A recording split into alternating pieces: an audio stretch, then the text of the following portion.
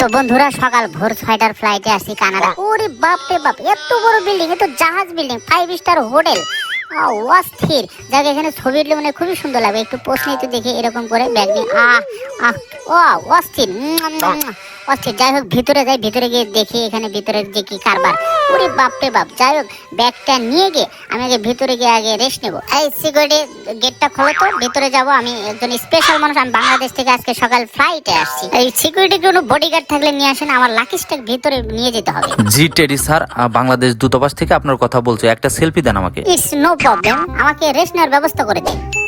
তো বন্ধুরা অস্থির একটা 5 স্টার একটা হোটেল। আসলে টেডি বিয়ার তো নর্মাল হোটেলে থাকে না, অস্থির একটা জায়গা। আসলে কি বলবো, এখানে সবকিছুর ব্যবস্থা আছে। এখানে থাকার ব্যবস্থা আছে, খাওয়ার ব্যবস্থা আছে, ঘুমানোর ব্যবস্থা আছে, সুব্যবস্থা আছে, ডান্স করার ব্যবস্থা আছে, অত্যন্ত সবকিছু এখানে কিন্তু পাবে। তো যাই হোক 5 স্টার হোটেল তো এনজয় করলাম। এবার একটু কানাডার ফুটপাথে একটু ঘোরাঘুরি করি।